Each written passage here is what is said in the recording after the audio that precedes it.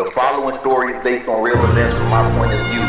Due to self-incrimination, privacy, and all that other shit, 98% of names been changed, pictures been blurred. And I don't own the rights to these instrumentals, but I do own the rights to some of these pictures and videos. Chapter 22, Alpha Male. So it's the year 2013, and I'm getting ready to leave to head back to Georgia. But before I went back to Georgia, I went to visit my grandparents in Casset, South Carolina. Casset, South Carolina. Before we went there, we stopped in Camden, and we went to El Cheapo.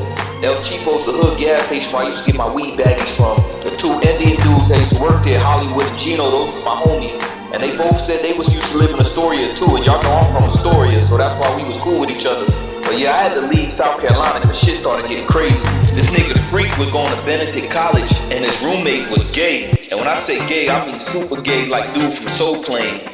Ain't nothing wrong with that, but what Freak was doing was weird. He used to ride out with this man, brought that man to his mother's house to meet his whole family, and they used to always be around each other. Now, I don't take a rocket science to figure out what the fuck was going on. Freak started doing some weird shit, and niggas started to notice. Like, he started smoking heavy, drinking heavy, hanging with gay people, beating up his baby mother. He just wildin'. And him and Duke ended up beefing because, you know, Freak just kept fucking up. But I left. I gave them the apartment. I let them have it. And they couldn't even hold the shit down. I transferred my job. I used to work at Publix on Rosewood, but then I started working at Publix on Roswell Road in Sandy Springs, Georgia. And while I'm at work, Duke hit me up and was like, yo, him and Freak just got into it. They was arguing over money, and Duke said that Freak had on my drawers. And they was arguing about that shit because Duke was clowning him. He was like, nigga, you in J. Cool drawers. That's crazy. But anyway, the argument ain't got shit to do with me. But Duke hit me up and was like, yo, Freak just got me, him got in an argument, he got mad and started punching holes in the wall. I'm like, what the fuck you mean? Like, that shit gonna fall back on me. My name on the lease, so if y'all fuck up the property, that's gonna come back and fuck me up. I'm not gonna get my deposit back. So I say, yo, tell that nigga he need to hit me up because we gotta shoot the round. So instead of hitting me up, Freak told his mother what I said, that I wanna shoot the round with him, and she thought I said I was gonna shoot him. She don't know what shoot the round mean. That's some blood shit. But anyway, Duke was like, yo, don't come to South Carolina because Freak told my mother and the police gonna get involved in shit. I'm like, what? So I said, let me hit Freak up on Facebook. So this motherfucker blocked me on Facebook. So I'm like, oh shit, it's really beef between us? Like, he could came to me as a man and let me know what's going on. Like, me and him shouldn't even be beefing. Whatever him and Duke got going on between them, but I get instigated and put me in the shit, so now me and Freak beefing, which is crazy because Freak could have came at me as a man and we wouldn't even have no beef. I looked after that motherfucker. When he was homeless, I let him stay with us. And when Dude pulled the gun out on him, I asked him what he want to do. Like, you know, stand against before anything. I was going to back him up, but he called the police on that situation, so shit crazy. So a few weeks after that, the property manager from my apartment, the apartment that I left Duke and Freak with, called my phone and was like, what's up? Why you ain't paying the rent? I'm like, cause I don't live there no more. I'm in a whole other state. I'm not paying that shit. She was like, if you don't pay the rent, you gonna get evicted. I said, do what you gotta do. I don't give a fuck. I don't stay there no more. And I didn't mean to take my, have an attitude with her, but I was just mad because she hit me up about rent and these niggas not paying the rent. I was like, fuck everybody. So let me tell you how stupid motherfuckers is. If you know you don't pay the rent, you know they gonna come evict you, which they did, and they came with the police. And unfortunately, they found weed in the crib, and Freak got locked up. He got evicted and locked up. So after he got locked up, the property manager called me and told me him and somebody else got locked up, and now the police look for me. She got them with her, and they need me to come talk to them. I said, man, didn't I tell you I'm in another state, man? Fuck y'all. I don't give a fuck about that shit. Nah. Nigga always catching L for doing dumb shit. You know you gonna get addicted, so why the fuck would you have to, man? Niggas is stupid, yo. Anyway, while I was working at Publix, one of my co-workers was a rapper. A lot of y'all heard his song. It's called From the Same Cloth. He real popular and he hang around rappers. Well-known rappers. Anyway, you know, me and him was cool. He was like, yo, I'm gonna put you on the studio and shit. His name was 3C. So not only did he hook me up with a studio, he also was the plug on some shit that I'm not gonna say. So I started doing my side hustle with him, and I made enough money to help my mother get a crib and move to. And I bought me a drop top whip, bought me a drop top Mustang. Then I ended up moving to Riverdale, Georgia. So when I got to Riverdale, Georgia, I was staying in the Valley Hill apartments. I think it's called Valley Creek today, but back then it used to be called Valley Hill. That shit was hood as fuck. But at this time, I was a hood nigga, so I fit right in. And I started working at the market down the street. Me being the alpha male, I ain't need no niggas to get to my next level. I got my crib. I can help my mother get a crib. I got a whip. That's what alpha males do. I don't need no man. I left all these niggas in South Carolina with a partner, they fucked it up. But I still was like a big brother to these motherfuckers, even though I was an alpha male. But Duke was looking at shit different. He trying to get me to move back to South Carolina. I'm like, why the fuck would I move back to South Carolina when I got shit going good in Georgia? So Duke was like, bet, let me pull up with you. He said, fill out this application. If you get the job, you got the spot, and I got a room for you because I got a 2-bedroom apartment. So like a month later, Duke had a job, and I got him we split the apartment. For the first time in his life, he had his own room. One thing about me, I never was selfish. If I was getting money, I like to see my homies get money. If I'm getting women, I like to see my homies get women. Which we did. But every day we went to work, Duke was bringing sand to the beach. He bagged a shorty named Lily that used to work with us, and they used to be doing a lot of work, a lot of public display of affection. They let everybody there know they was together. They used to be tongue kissing all day, holding hands all day. He'll sit on the chair, she'll sit on the glass. They were just doing too much. Man, she must have had some good pussy, because they shared the washcloth, they shared a toothbrush. You couldn't separate these two. And the manager started getting mad and was talking about it. And I ended up bagging a shorty that stayed in Fayetteville. Her name was Drea. Almost every day after work, I used to pull up to Fayetteville and chill with Drea. And every day, Duke was chilling with Lily. They got so attached that Lily pretty much stayed with us. Even when we went to work, she was still in the crib. She would have the AC blasting all day, all the lights on. I was like, yo, she gonna make our bill high as fuck. And every day, her and Duke used to be chilling, and sometimes he'll have a bunch of co-workers from the job come to the crib, and they all be smoking. I used to hate that shit. Come home, it's like 4 or 5 niggas in my crib, everybody smoking, the whole crib smell like weed. But Duke ended up having a bad habit of smoking. All his money went to weed. And at this time, I was not selling no more. Duke was getting his weed from this dude named Bloody Ghost. Bloody Ghost used to always pull up the crib and chill with us. He was from Compton. Hey, say I got confidence instead of niggas ghosts. I'm coming through this motherfucker doing the most. DG on my frame, nigga, I ain't gon' claim. Pyro, 5 cent, nigga, what you really?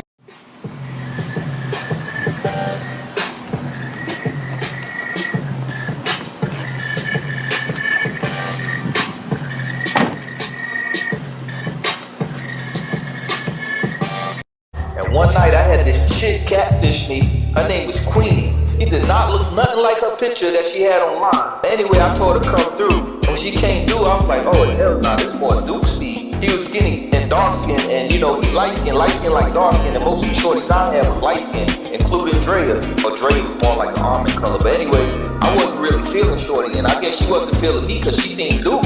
And she was like, who that? I said, you like him? He said, yeah, she like us some light skinned niggas. I said, well, I'll let him then. She said, you ain't gonna be mad? I'm like, hell nah. I was like, yo, dude. So he came in the living room like, what's good? I was like, yo, go holler at him, go holler at him. So she ended up following him to the room, and y'all know what happened after that. So after they done, she was like, yo, I'm gonna come back and I'm bringing homegirl for you. I said, alright, bet. She's like, she light skinned. I said, oh, word? Yeah, bring her. And when she was leaving, I noticed that she had on Duke pajama pants that Duke got from Lily. So Lily gave Duke some pajama pants, and Duke gave the pajama pants to Queen. I said, bro, you tripping? He said, nah, fuck that. Those shits was free. She ain't paid for that shit. Lily stole those shits from the market and gave those shits to me, so I gave it to that bitch. So the next day, Queenie was like, yo, I'm about to come through your crib with you for my homegirl. And Duke was like, hell nah, those bitches can't come over here. I said, why? He said, cause Lily about to come here. And I said, well, you don't give a fuck about Queenie, right? How about I bring Tay-Tay over here and Tay-Tay can chill with her? Tay-Tay was one of our homies from work. Duke was like, fuck it. So when Queenie came through, me, Queenie, her homegirl, Tay-Tay was chilling in my room, while Duke and Lily was chilling in Duke's room. Then we started sitting in the living room watching TV, drinking and shit. And Duke and Lily come out the room holding hands. They sit on the couch beside us. And Duke and Queenie just staring at each other, shaking their head. And then that's when I noticed that Queenie was still wearing Duke pajama pants. So we ended up chilling for a little bit. And then Queenie and the homegirl left. Tay-Tay left shortly after them too. So Lily was like, Duke, why the fuck that girl had on your pajama pants? Duke like, what are you talking about? She like, what you mean what I'm talking about? Where your pajama pants at? Duke was like, I don't know. She's like, nah, find that shit right now. Or if you don't find it, I'm gonna assume that shows the pants that she had on. So they got into a big argument and shit. Duke mad at me, talking about I'm cock blocking him.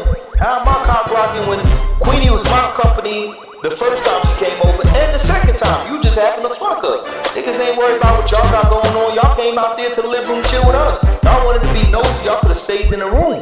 So Lily left, she was mad at Duke, so Duke ended end up smashing Queenie again. And Queenie brought a puppy over for Deuce that he was supposed to buy from her.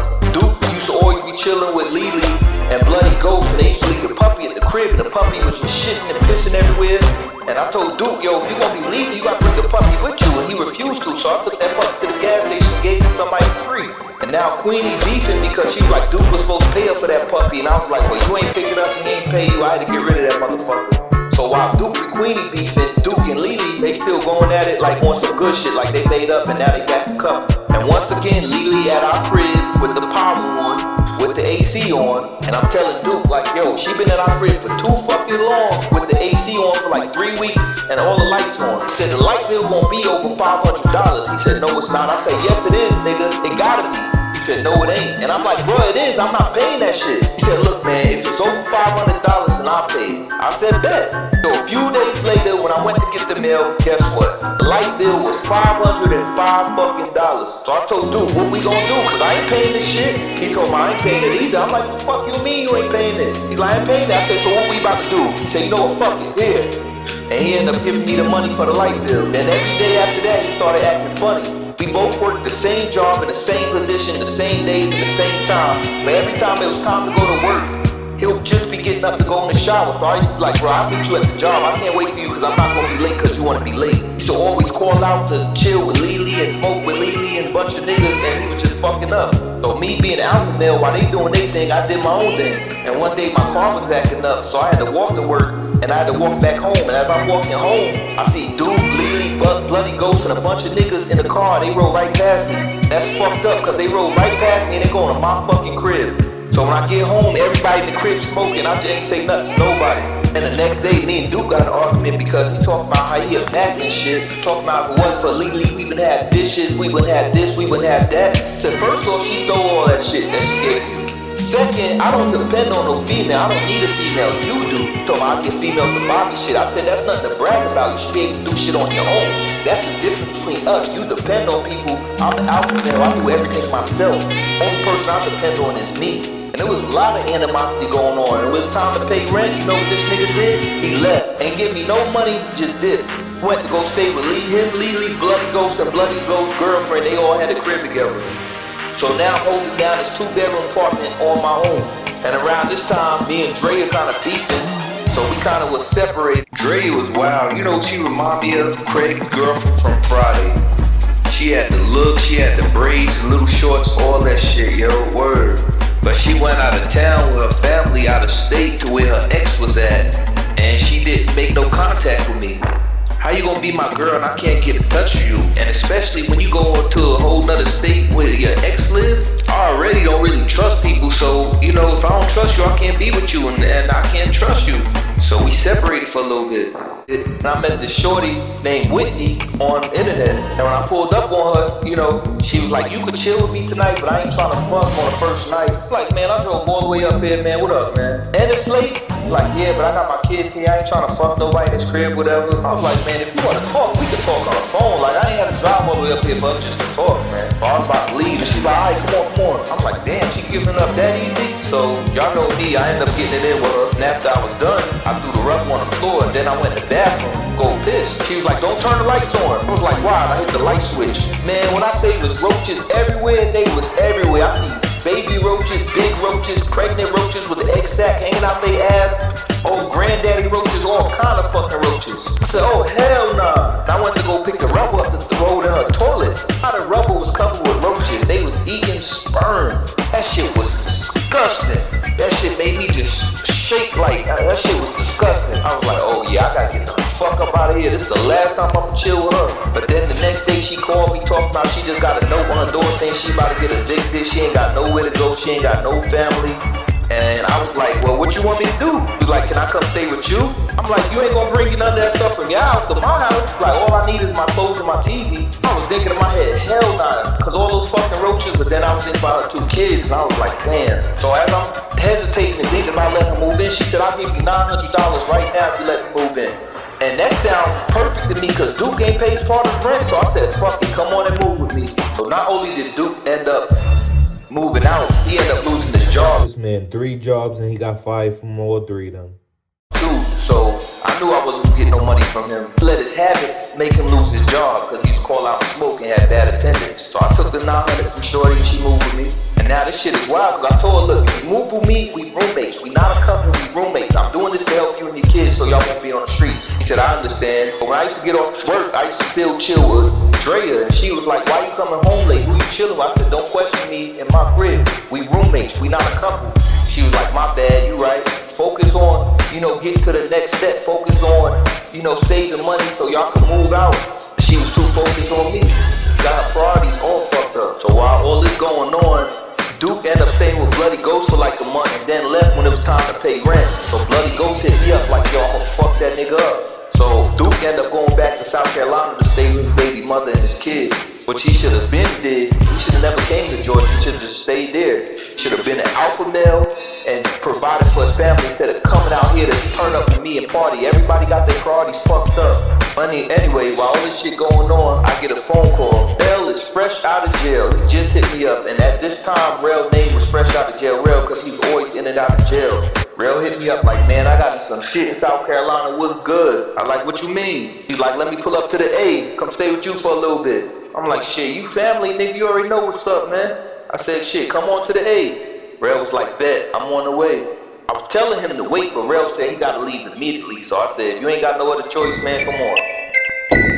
It better slap a skinny dude. Maybe. Yeah. Niggas see me living they dream, that's why they mad at me. But this ain't no dream, nigga, this reality. I got whips, I got chicks, I got bucks. And I grew my head back, nigga. I'm cocky as fuck, and I'm solo, nigga. I got no niggas on my side. Grinding in Atlanta with some bitches in my ride. And I be in Riverdale, putting in work, or walking around Gobby Road, wearing no shirt. It's hot as fuck, but I always got my heat.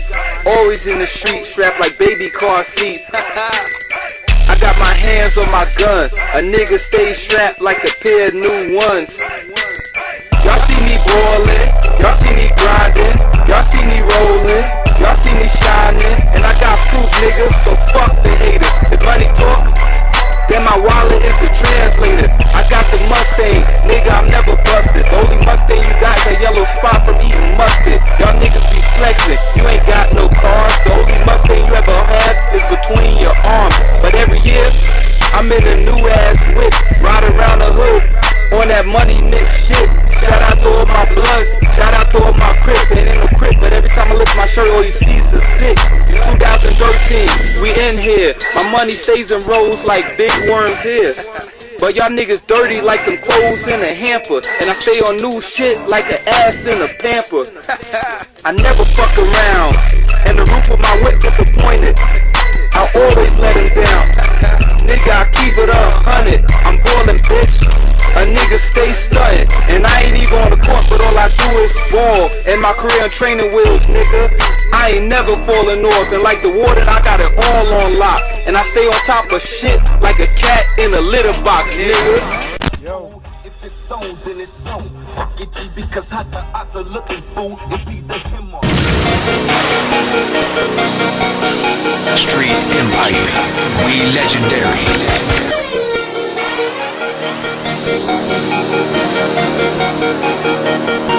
I hold it down for my niggas. I'ma ride for my niggas. Do some time for my niggas. Cause I hold it down for my niggas. Yeah, fuck a pay free.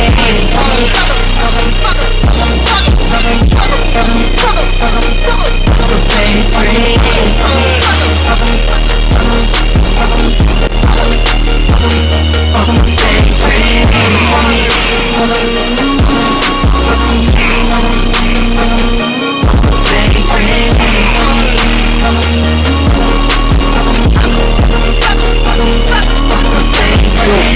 Fake friends, and let me tell y'all niggas what's happening. Everybody was cool with me like sitting in the crib with the AC blasting. But when I got my own money and hoes, niggas started hating cause I did my own thing, like self-ejaculation. See, I'm a ladies' man, I don't fuck with niggas at all. But every time these lame niggas want bitches, I'm the first nigga that they call.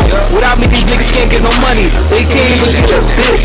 Fake friends only fuck with me for their own benefits. Cause I'm the one that's spoiling. These niggas ain't getting stacks like me.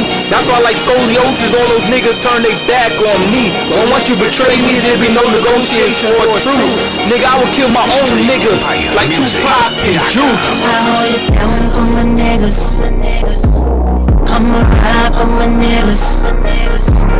Do some time for my niggas. Cause I hold it down for my niggas. Yeah, fuck the baby.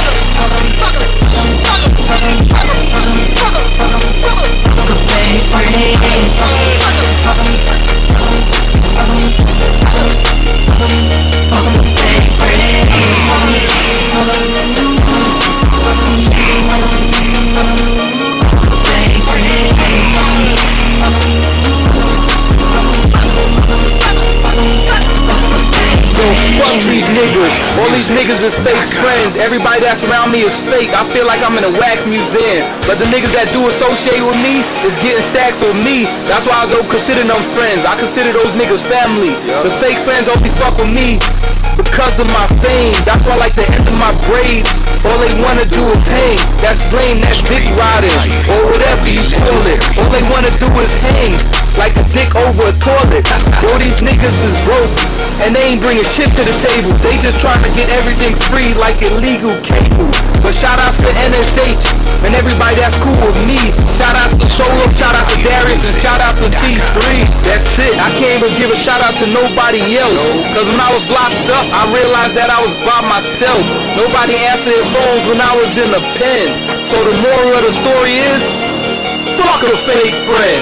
I hold it down for my niggas. NSH nigga, I'ma ride for my niggas. for the real niggas. Do some time for my niggas. Shout out to Real, free my nigga I Rob. hold it down for my niggas. Yeah, fuck the baby.